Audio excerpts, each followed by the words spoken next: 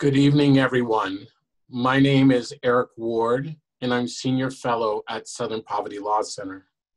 Thank you for joining today's panel discussion, where we revisit the Unite the Right rally that occurred in Charlottesville 3 years ago. We also look at the rise of white nationalism, the movement to leave hate groups, and our new podcast, Sounds Like Hate, available now at soundslikeHate.org, Apple Podcasts, Spotify, and other podcast platforms. Before we begin, I'd like to go over some important information. The audience is muted. At the bottom of the screen, you will see a chat button.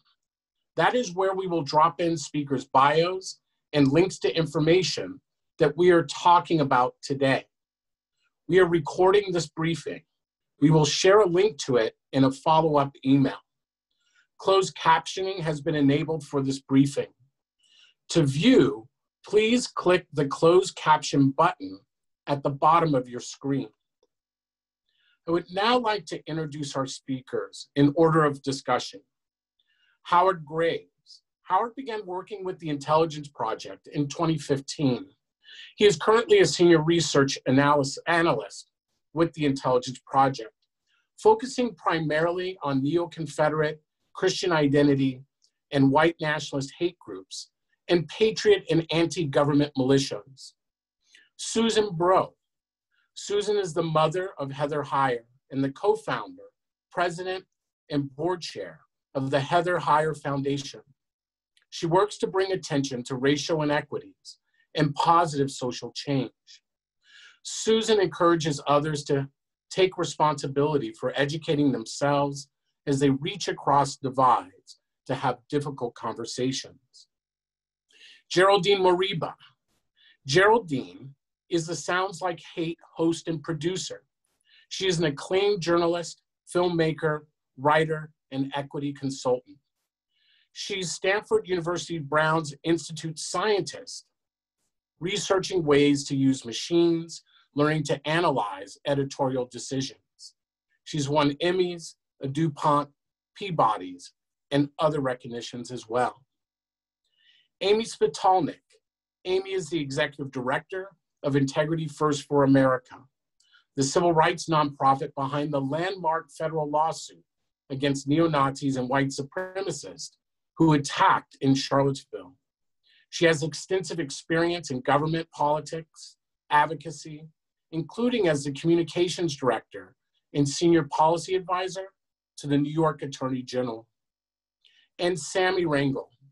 Sammy is the CEO and co-founder of Life After Hate, a nonprofit organization that is committed to helping people leave the violent far right to connect with humanity and lead compassionate lives.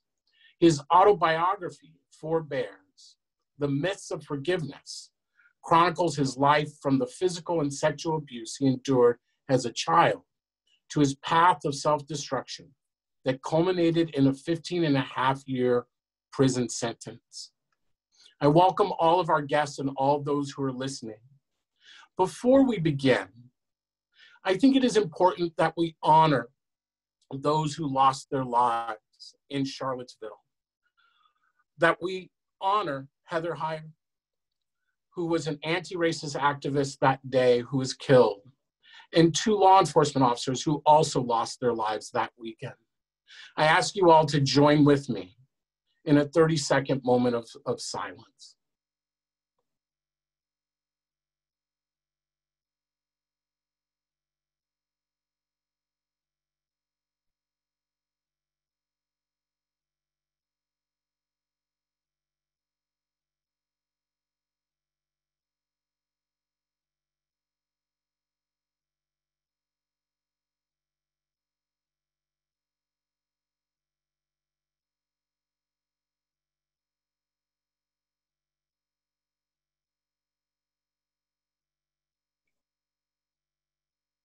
Thank you. It's been 3 years since the Unite the Right rally in Charlottesville. It is the moment where the majority of America realized that there was a white nationalist movement bent on violence in our society and destruction. It was a new moment for most Americans, but for many who had been researching and tracking the white nationalist movement for years, it was a sign of things to come. Before we dive in, I first want to turn to Howard. Howard, thank you for joining us today. I want to ask you if you could tell the audience about the Unite the Right rally and what led up to it. Thanks, Eric. I'll start with a shameless plug of something my colleague, Dr. Cassie Miller, and I co-wrote that the Center published this week. When the alt-right hits the streets, far-right political rallies in the Trump era, or what we've come to call the Rally Report, analyzes 125 far-right rallies from 2016 to 2018. Actually explains some of the dynamics at play that led up to the Unite the Right rally, why it was such a significant moment, and why the landscape of the far-right groups in America looks so different in its aftermath. Unite the Right was an historic occasion where thousands of American extremists, ranging from militia groups to white nationalists, neo-Nazis, neo-Confederates, and other groups actually came together in an organized coalition. And we hadn't seen an event this large, organized and executed by the far right since 2002, when Billy Roper led a group of thousands associated with the National Alliance on a march on Washington, D.C. As historic as Unite the Right was, it's worth noting the alt-right didn't accomplish it on its own. The alt-right, which pitched itself as a sort of novel form of politics, was a rehashing of familiar tropes that have existed on the far-right fringe of American politics since the birth of the modern movement. The term alternative right was co-created by Paul Gottfried, Richard Spencer in 2008. Spencer popularized the notion of the so-called alt-right, which began to coalesce when he launched the website alternativeright.com in 2010, and later through his think tank, the National Policy Institute, and its Radix journal, podcast, and publication. Meanwhile, some of the young men who would later take on prominent roles in alt-right groups like Matthew Heimbach, Devin Saucier, and Kevin Deanna were cutting their teeth in the Youth Leadership School, which is a training camp put on by the conservative nonprofit, the Leadership Institute. These young men went on to form and participate in various white nationalist groups. Deanna founded Youth for Western Civilization campus groups, which provided a model for alt-right activism that rebranded white nationalist tropes as quote-unquote white advocacy. Matthew Heimbach, following the dissolution of his own Youth for Western Civilization chapter at Towson University, founded a white student union, later the Traditional Youth Network, and most notoriously the Traditionalist Worker Party. These individuals and their extended network, as well as a handful of others, formed the basis of what would become the alt-right's leadership cadre. The alt-right was, sorry? Can I ask you a question? Really, what was the timeline from the building of this network when these folks, these leaders like Richard Spencer, Heimbach, and others began to find one another to Charlottesville? How much time in between? Well, again, Spencer founded, or co-branded the alt-right in 2008. The rest of these individuals were kind of, forming their groups in the early 2010s. And what we saw was that there was a formula kind of in place, particularly with what Youth for Western Civilization did, that was that sought to seize on the political campaign of Donald Trump, his candidacy, his early presidency, particularly at public rallies across the country. These groups saw Trump as an electoral surrogate and built enthusiasm for their own public activism off of the racism, nativism, and hostility of the Trump campaign. This coincided with a building reactionary backlash against calls for the removal of monuments to the Confederacy from public squares across the United States. For an example, in the immediate aftermath of then Governor Nikki Haley's decision to remove the Confederate battle flag from South Carolina's Capitol grounds, we documented 364 pro-Confederate rallies from June 20th of 2015 to December 15th, 2015 alone. What we found was that alt-right groups, in seeing themselves an ascendant political movement, weren't content to just agitate online to piggyback off of Trump rallies and pro-Confederate protests. They actually started to organize their own protests, first in Anaheim, California in 2016, then across the US in cities like Berkeley, Pikeville, New Orleans, Auburn, and ultimately Charlottesville, Virginia. And how did it become a flashpoint in the movement to combat hate? Were there warning signs that there would be this level of violence in Charlottesville, right? Where organizations who monitor hate groups caught off guard, or were you warning of it? Yeah, absolutely. The Southern Poverty Law Center and numerous other watchdog groups were ringing the alarm bell well in advance of Charlottesville. In discussing the prominence of public political rallies at that time, it's important to note that the purpose of these rallies wasn't necessarily the rally itself, but actually the spectacle that they generated, which could then be leveraged online through the creation of viral images, memes, and videos, which showed far-right activists acting as a unified force to project an image of power and cohesion, as we saw in the first Charlottesville rally in May of 2017, when a group surrounded a statue of Robert E. Lee with tiki torches for a staged photo opportunity. It's worth noting, that the choice of torches for that photo op is consequential because it gave them the opportunity to simultaneously invoke the image of a Ku Klux Klan cross burning and at the same time to criticize what they termed a quote unquote hyperbolic liberal overreaction to the use of torches. So we saw during this time that the propaganda favored by far-right groups was imagery that showed the alt-right acting as an intimidating force that could brutalize its opponents in physical confrontations. This is on display when Identity Europa founder Nathan D'Amigo punched a female counter-protester in Berkeley, California, when members of the Golden State Skins stabbed anti-racist protesters during a brawl in Sacramento, California, while police looked on. These early incidents really kind of set the tone for future rallies leading up to Charlottesville and encouraged participants to understand that their primary objective was creating scenes of confrontation that could be used for propaganda. And this set the stage for what we all know happened 3 years ago today.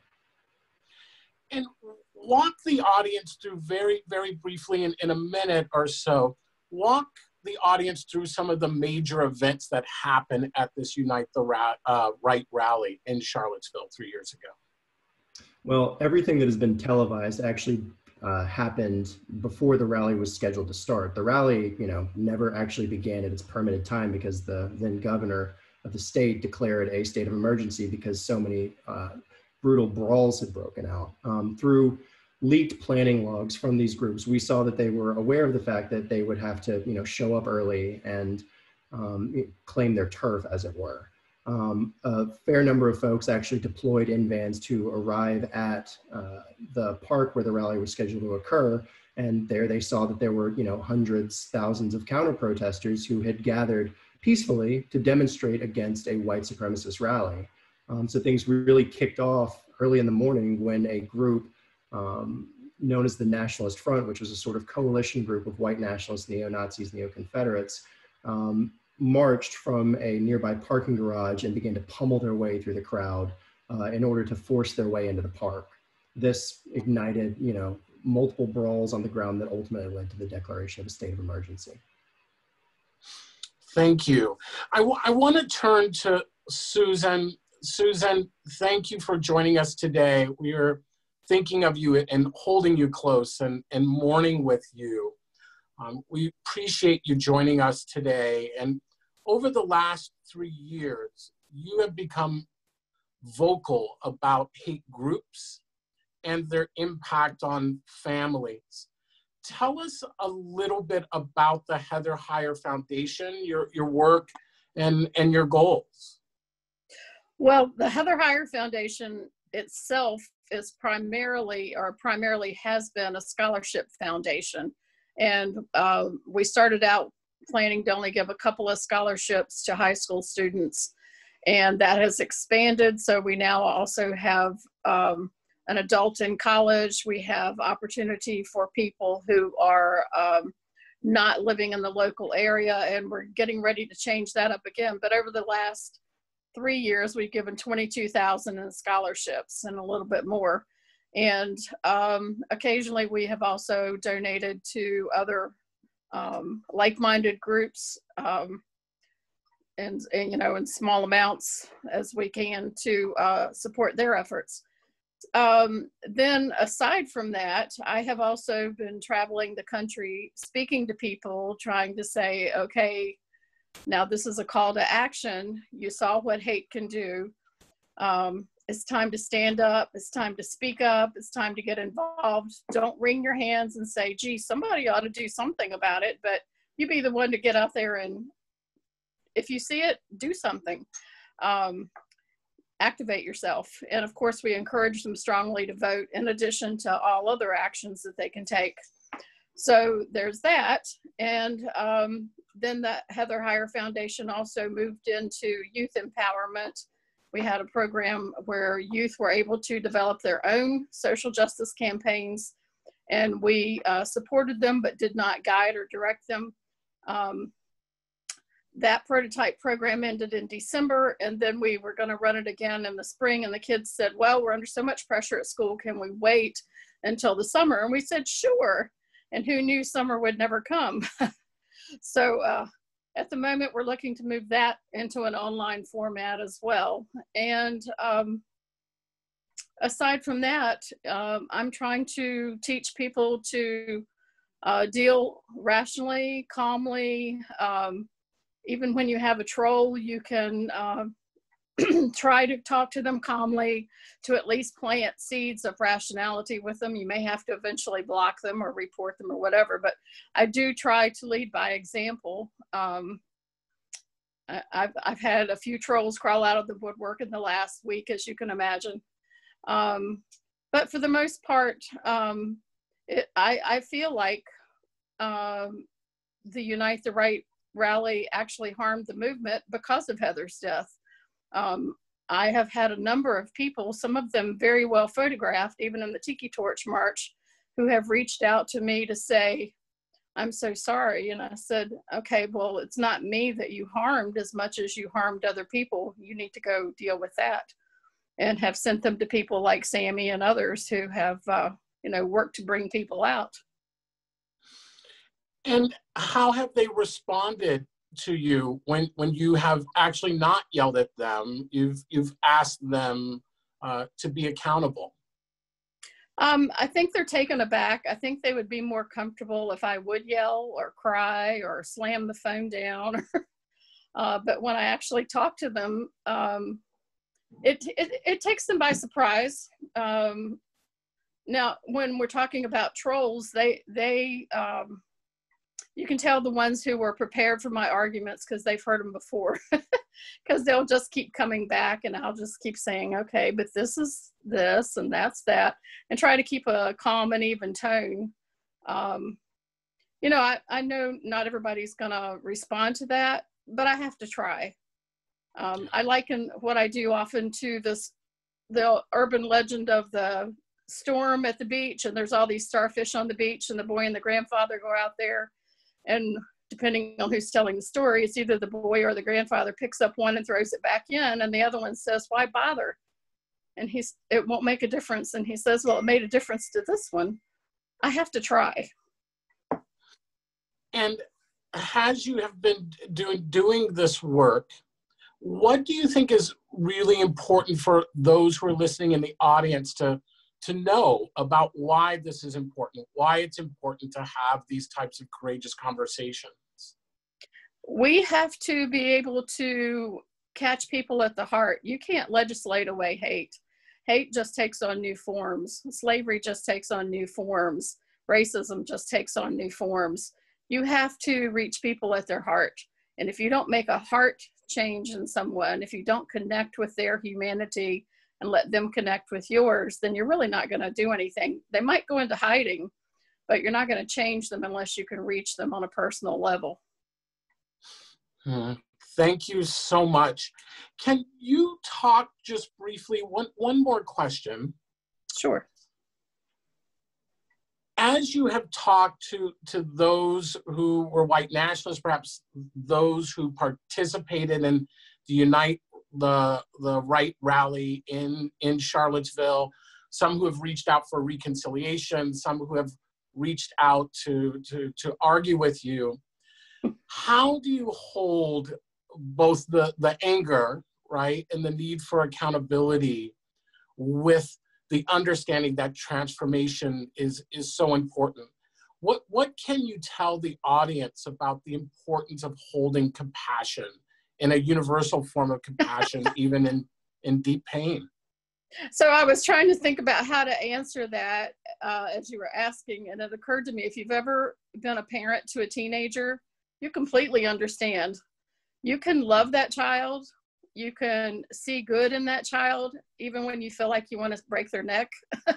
So you maintain that same level of compassion, that same hope for redemption with that stranger that you do with your own child, knowing that somewhere in there is a wounded person. They would not be that way had something not happened to them to damage them along the way. And you may not be able to fix that, but you may be able to just start that spark of humanity up again. And I wonder too, what values do you think were important to Heather that she felt it was critical to have her presence felt that day? What were the values that you think drove her that day to stand up for her country, to stand up for all of us, even the most vulnerable? She always had a very strong sense of justice, a very strong sense of, you have to explain to me why this is right. And if I don't agree with you, I'm going to argue till I have no options left. And she lived and breathed that herself. I mean, she, even on that day, stopped to talk to one of the neo-Nazi girls as they were packing up and said, can you talk to me about what you believe? Can you explain to me? And the girl just kept saying, no comment, no comment. But I have to believe that in some way, Heather probably touched a spark of humanity in that young woman. I'll never know. Heather will never, well, Heather may know, you know, I don't know what happens after life, but yeah, she very much believed in that, and she went to just simply walk with her friends. She really wasn't planning to be a martyr. She was a random murder and an act of terror. All she really did that day was go walk with her friends. She was dressed to go to work as a bartender that afternoon. It was just something that she believed in strongly. She was afraid she might die, but I think she, at that point, was relieved that everybody was gone and it was all over and they were all celebrating, heading back to the mall. I'm sure she thought, okay, good, we got through that. Let me go to work now. We're sorry for the loss, and we will always honor her and remember her for her courage. And we owe her a debt, and we will continue to carry her work and her love for the world that day. So thank you for joining us. Thank you. Thank you so much. Amy, I want to turn to you now. So there were a number of injuries that occurred at the hands of white nationalists that day in Charlottesville, including the murder of Heather Heyer. Can you talk to us a little bit about what indeed happened that day, and then the steps that you and others took to bring accountability to this moment? Absolutely. And accountability is exactly the theme here. That is what is crucial to understand and what I think has been sorely lacking in the last 3 years in many ways. What's so important to know about Unite the Right is that nothing that happened, none of the violence that happened during both the Friday night Tiki Torch March and the Saturday violence that culminated in the car attack was an accident. As Howard alluded to, it was planned for months in advance on social media chats, including a number of forums on a site called Discord, which is typically used by video gamers, and a journalism nonprofit called Unicorn Riot leaked those, was given those chats via a leak and put them out into the world in the aftermath of the violence, laying explicitly bare just how meticulous this planning was. And when I say it was meticulously planned, we're talking about the mundane in terms of, you know, what to wear, what to eat for lunch, which weapons to carry, how to sew a swastika onto a flag. And then, of course, discussions of whether they could hit protesters with cars and claim self-defense, which is exactly what they ultimately did. And the level of detail that went into this planning is stunning and should still shock all of us to this day. You can see a lot of those chats in our lawsuit, which is on Integrity First for America's website, and I believe is being dropped into chat. And so there's been a severe lack of accountability for what happened here, because James Fields didn't act alone. He was part of a violent conspiracy led by a group of individuals and organizations that went to Charlottesville with the intent to cause violence and harm and target people based on their race, their religion, and their willingness to defend the rights of others, which of course is ultimately what happened, as we just described in tragic detail. And so there have been a handful of criminal cases brought against those, including against James Fields, who is in prison for the rest of his life for the murder of Heather. But there has been very little accountability for this broader leadership that orchestrated the violence that unfolded. So at IFA, on behalf of a coalition of Charlottesville community members who were injured in the violence, we are suing the 24 neo-Nazis, white supremacists, and hate groups that orchestrated that violence. There's so much to say about the case, so I'll try to be very brief. Our plaintiffs are a combination of people who were injured during the Tiki Torch violence, including, for example, an African-American UVA student who said he thought he was going to die that night when he was surrounded by violent neo-Nazis with torches, kicking, punching, throwing fuel and lit torches at him and his fellow counter-protesters. And then a number of folks who were injured on Saturday during the violence, Reverend Seth Wispelway, who was peacefully protesting with other clergy, and a number of people who were grievously injured in the car attack, including some of Heather's friends, Marissa Blair, Marcus Martin, and others like Natalie Romero, whose skull was fractured, Thomas Baker, who you see in that photo of the car going through the crowd, flipping over the hood. You see Marcus on the back of the car wearing a white t-shirt and red shoes, sort of splayed across. And so what we allege in our suit is that this was a racist, violent conspiracy. This is not a case about speech. This is not a case simply about incitement. It's about an actual decision to conspire, plan, and execute violence. It uses a number of civil rights statutes to hold these extremists accountable, including something called the Ku Klux Klan Act of 1871, which is exactly what it sounds like. It was meant originally to take on Klan vigilantes in the South who terrorized recently freed slaves. It's been used since to hold accountable racist conspiracies like this one. And the case is already having an impact in that we've had defendants like Richard Spencer and others complain that it's been, quote, financially crippling.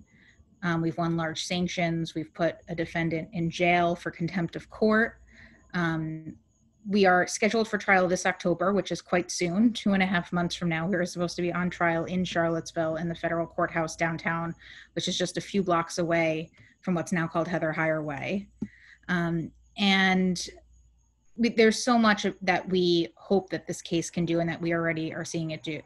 First and foremost, it's about accountability for those who orchestrated the violence and justice for the victims.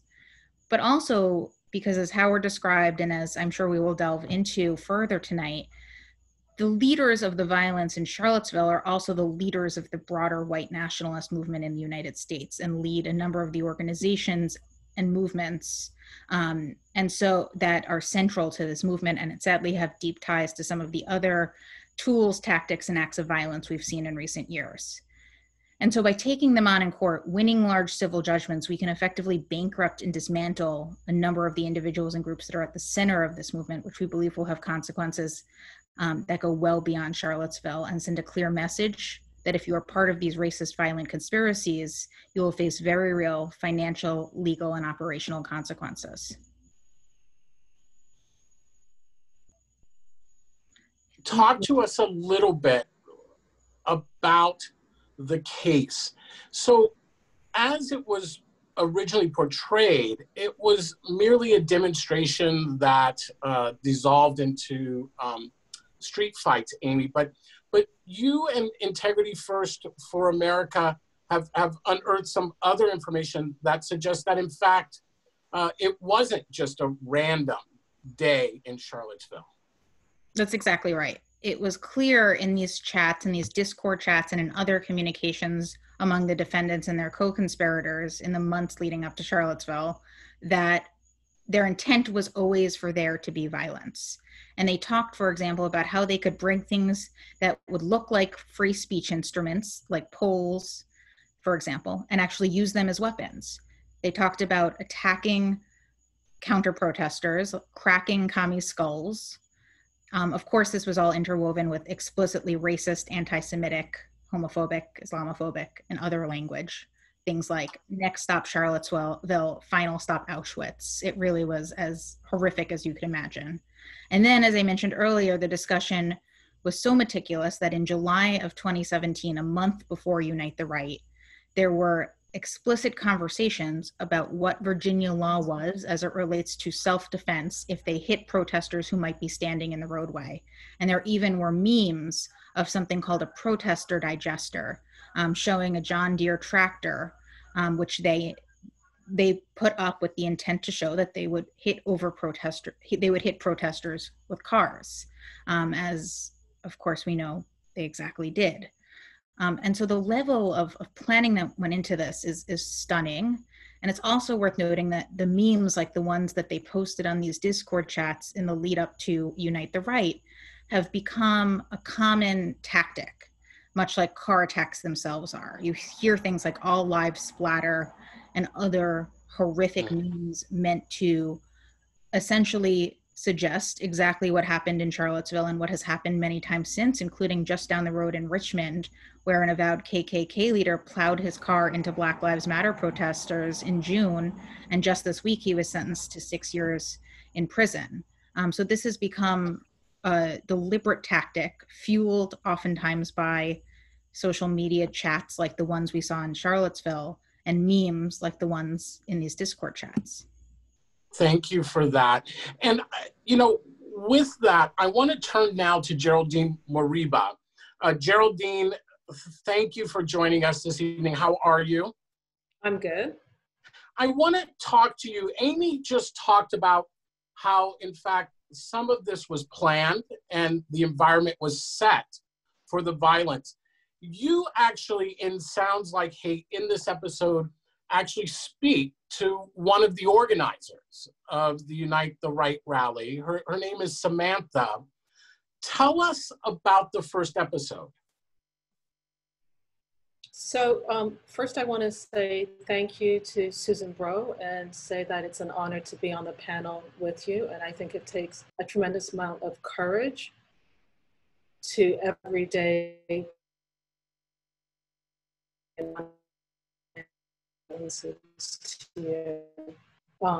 especially to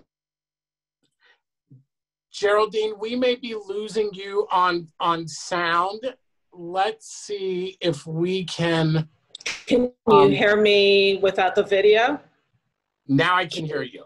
You can hear me? Okay, so I'll keep talking without video and I'll go quickly. No problem. But I know you have storms over your area today. Yeah, it's pretty bad.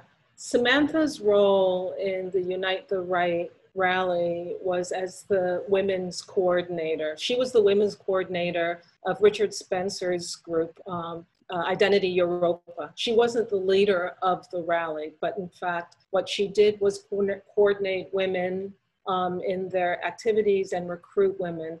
For instance, she got women to help with support functions like transportation. She helped with logistics. But in the end, she actually did not attend. She was starting to get a little bit scared and nervous about what she was saying and did not attend. During those days of the rally, Richard Spencer introduced Samantha to a journalist named Glenna Gordon. This was intended to be a test, to test Samantha as a female spokesperson. But what actually happened was it was the beginning of Sam's exit. It was the beginning of how she actually ended up finding a pipeline out, because Glenna was the person who started to challenge Samantha's thinking and her ideology and just kind of smacked her into a different path. They just really started communicating a lot. And what started off as an interview became a frequent conversation, and it was Samantha's pipeline back to truth. And in many ways, that's what the first episode is about. And how do you then come to connect with Samantha? So I can't reveal the source who connected me to Samantha. It's confidential, but I can tell you that I can tell you about our first meeting. Our first meeting was stressful. I was with my co-producer and co-host, Jamila Paxima. We traveled so that we could meet her. Everybody was nervous. She didn't trust us. We didn't trust her. She came with her brother. She was physically uncomfortable. You know, there wasn't a lot of eye contact. She tried to be pleasant, but her questions definitely indicated she wanted to know exactly what our motives were and why we were there. When we finally did the interview, just a few days later, we ended up recording a 6-hour conversation. It was emotional, exhausting. I pushed her and she didn't back away. And for Samantha, this was her own truth and reconciliation. She wants to be better. I mean, it only took her a few days to join, but it's going to take her a lifetime to get out. And Geraldine, don't go away, because I want to come back and pick up this piece in the episode. And if those, we will post a link of the microsite so that folks can hear this episode of the podcast, Sounds Like Hate. It's a very powerful transformation. And I want to come back to you about that, but I want to turn quickly to Sammy Rangel, Life After Hate. Sammy, thank you for joining us today. You have met many Samanthas over the last few years, and I want to talk a little bit about radicalization and how these hate groups are able to grow and attract people to join. Tell us, Sammy, a little bit about your work helping people leave white supremacy and hate groups. Thank you for that, Eric, and thank you for having us on here. And I do want to start out by saying, Susan, we're thinking about you every day. Not only are we mourning, but we're also angry. You know, we're also committed. You know, we're dedicated. You know, and as a former on this panel, you know, I'd like my life to be a symbolic apology, you know, for the things that we have done in the past that perpetrated violence or hate, but are also now deeply concerned about that accountability piece that Amy was talking about, you know, facing the communities we've hurt, acknowledging the hurt we've caused, and whatever service work we can do to try to contribute to the well-being and protection of society as well. So just love and respect to you, Susan, for your battles and struggles and losses. The work we're doing here at Life After Hate started a while ago when all of us who eventually became co-founders realized that when we were trying to change from a life of hate and violence, a commitment to hate and violence, we did that alone. We more or less really didn't have anywhere to turn to for guidance, for mentoring. Oftentimes our stories were so sensational at the level and depth of violence and anger and the types of grievance that nobody could really understand what we were talking about without it having like a third-party impact, right? Like, so people having to listen to the gravity of the things that we had done and been through. Most people walked away with their head spinning, reeling from the details. And so there wasn't a lot of places to turn to, you know, and granted our families tried to be there for us, but they didn't have the skills, you know, and even to this day, there are so few organizations and professionals who have the skills to sit in the space, to do the type of de-radicalization and assist through disengagement over the long haul.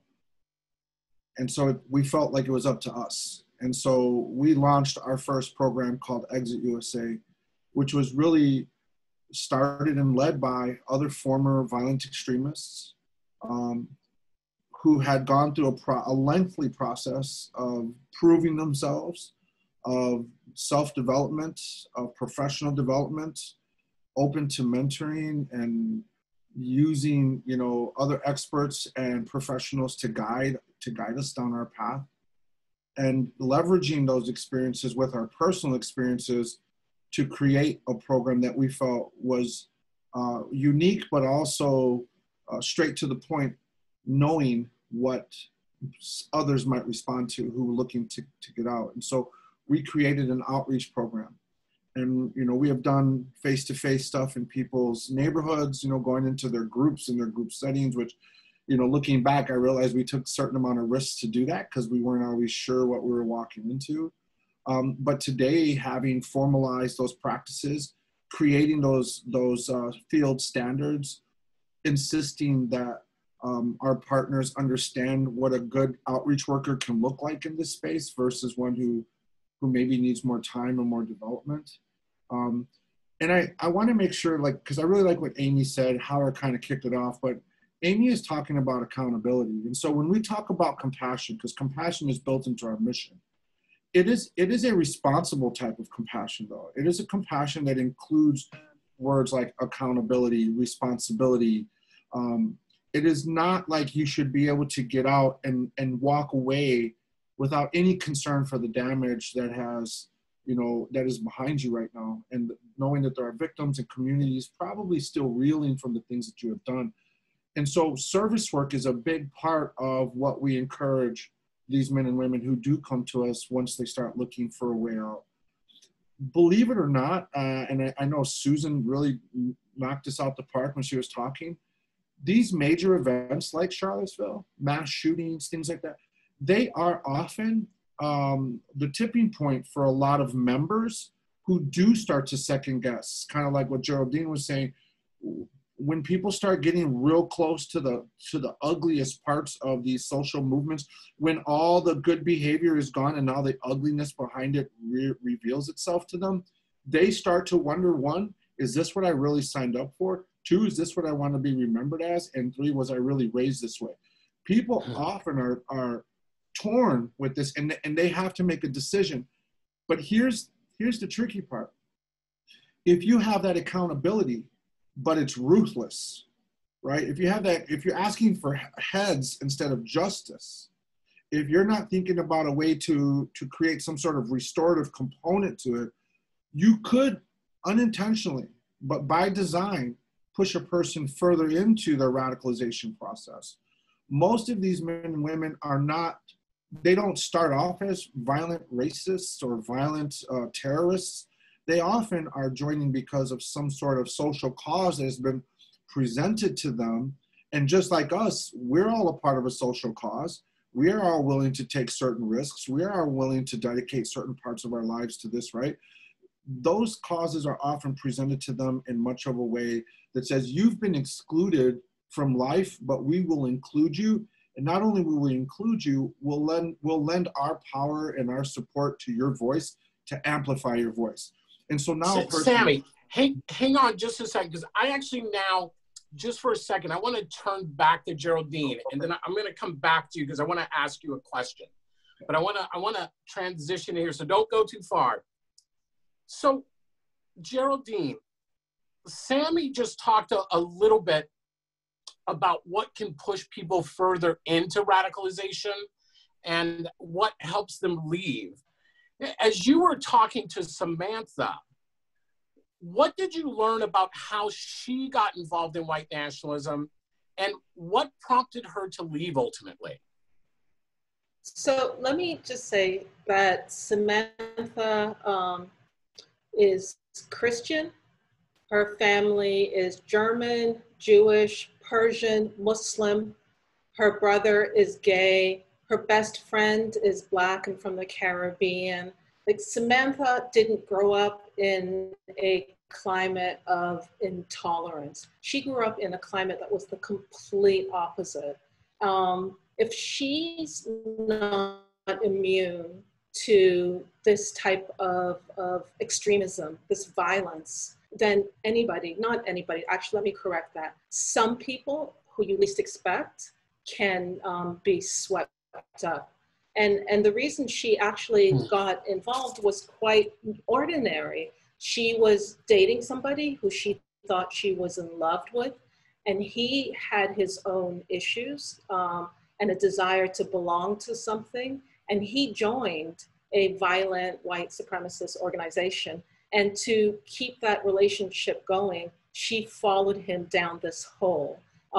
So she was trying to understand what it was that was pulling him away from her and making him behave in such extreme ways. And what happened as just curiosity, literally within days, had her believing, because she was online and she was reading things that confused her, twisted misrepresentations of fact, things that pointed to semi-believable truths, but really were twisted lies, misinformation, conspiracy theories that float around the internet.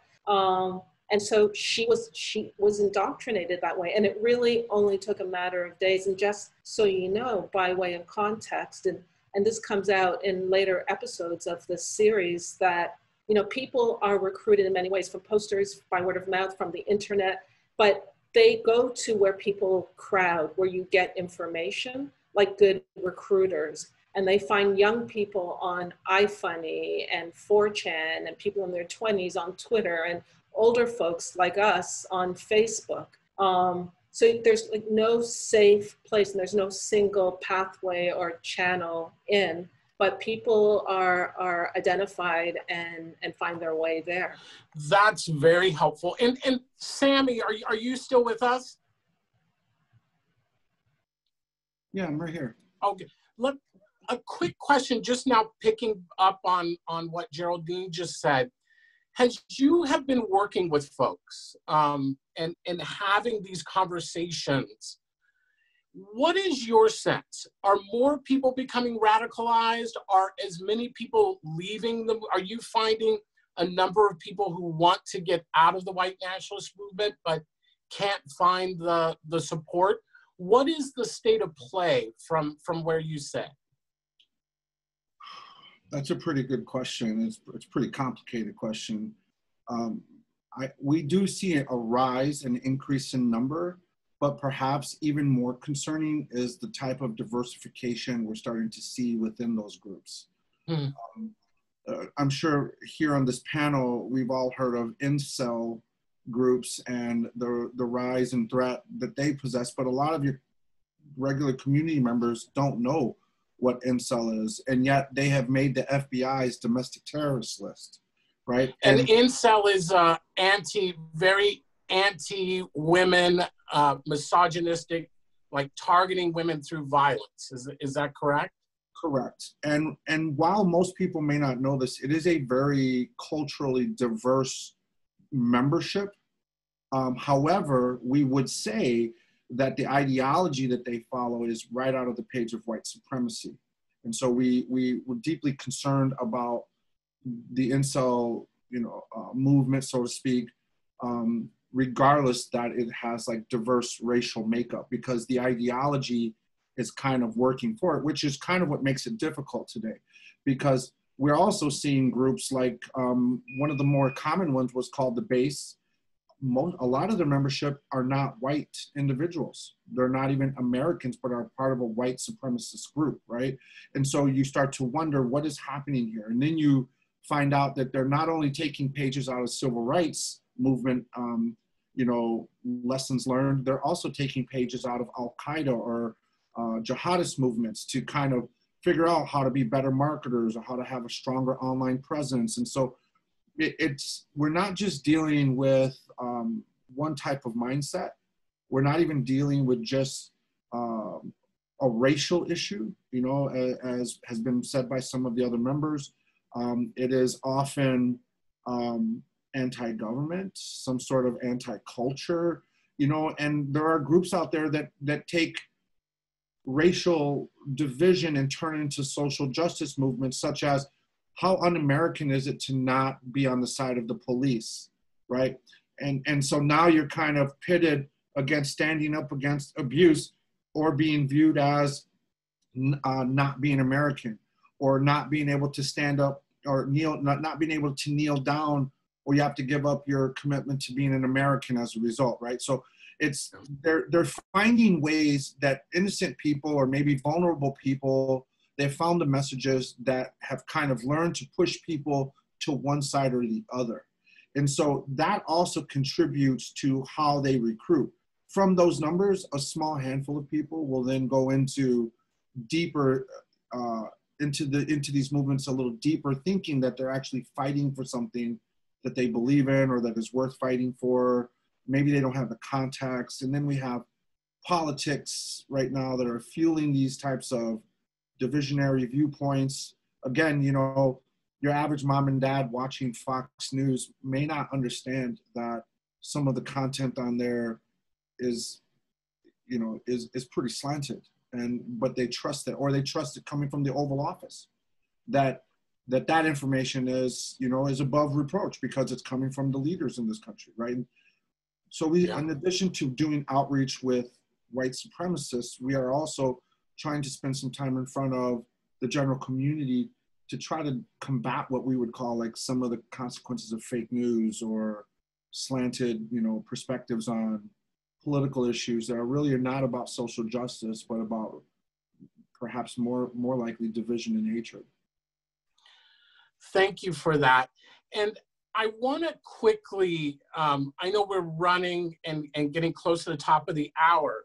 So I want to turn to all the panelists and ask you to take a minute to respond to some of the questions. And so, you know, the first question I want to ask is this of you, Howard, very quickly. For those who are listening, are there specific traits in people that these groups target?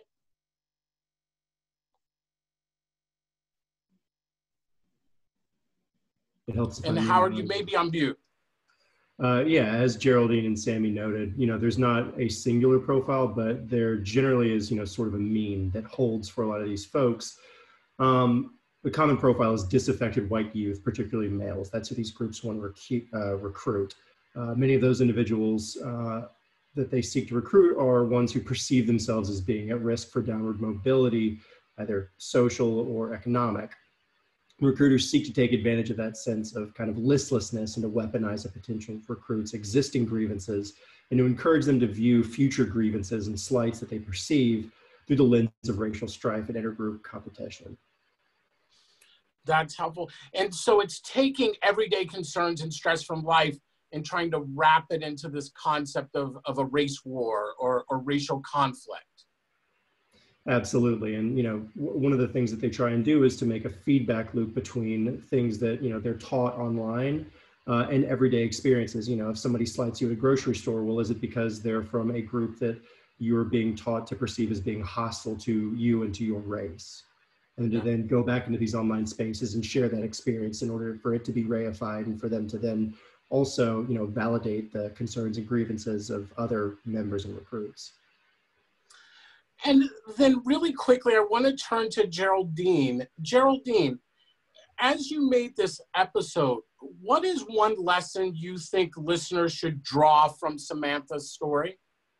Well, just to build on what Howard was saying, while there are a lot of men in these groups, and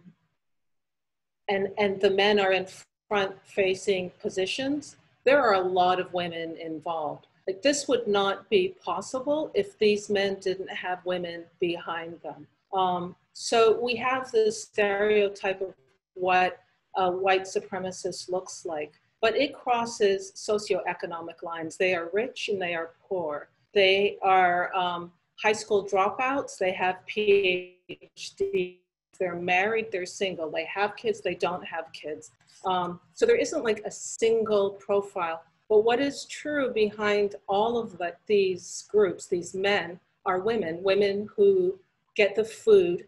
In the podcast, one of the people who are interviewed, Glenna Gordon, says that women are the ones who set up the picnics before the cross burnings. And there wouldn't be a cross burning if there wasn't a picnic because people want to eat. Women are there supporting it. And just to drive the point home, not all women are victims. Not all women are being beaten into submission or being raped or violated. Some of them tragically are, but a lot of them are there voluntarily.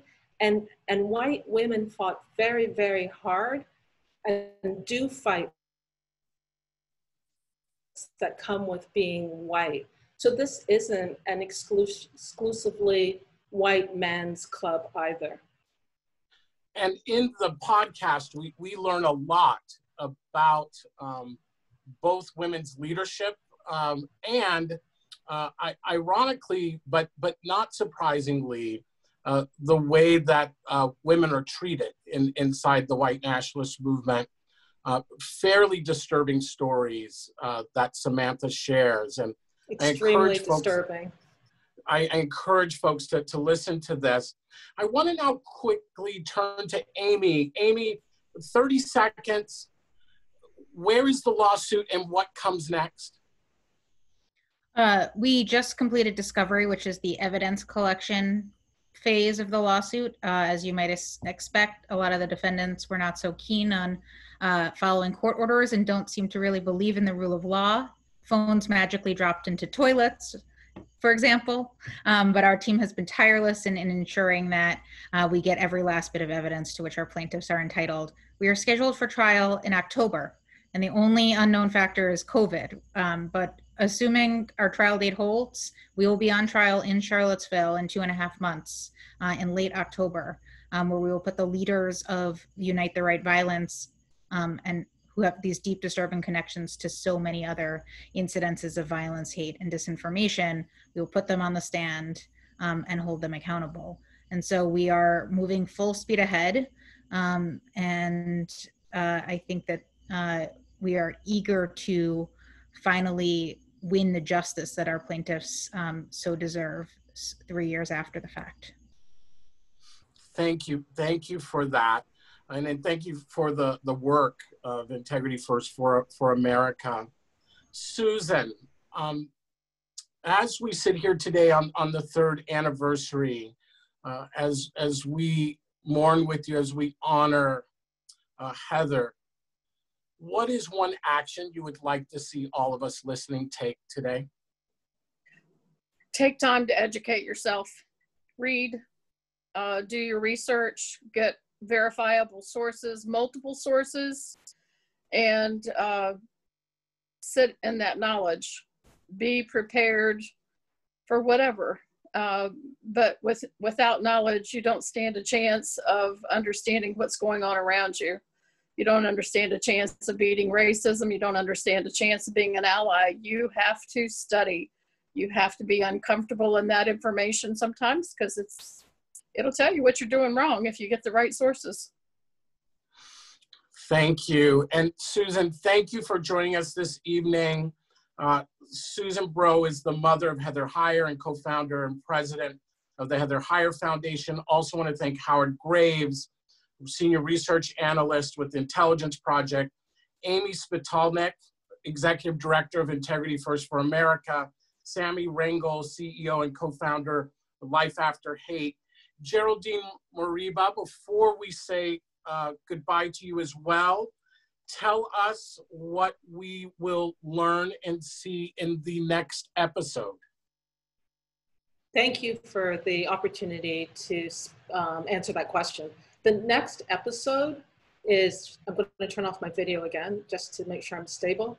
The next episode is about Sam's connection to Washington, D.C. and the white supremacists connected to the White House. So we get deeper into who's involved in this white supremacist organization that she's in. It's also about how she gets out and what she's doing now. And if I may, I just also want to mention that in September, we have another 2-part story coming, and it's called Not Okay. And it's about a high school in Vermont where 95% of the students are white. And there's a battle ripping the community of that school and around it apart right now. And we happen to be there as it was exploding. So that's in September. Geraldine, thank you for helping us tell this story. As we close, we do plan on another panel discussion next month following the release of the next chapter of Sounds Like Hate. The chapter is called Not Okay. If you haven't already done so, please subscribe to the podcast right now and be sure to share it with your family and friends via social media. We have put a link in the chat. We thank you all for joining us this evening. We thank you for your work in creating a society where everyone can live, love, and work free from fear and bigotry. Thank you for joining the Southern Poverty Law Center today. Thank you.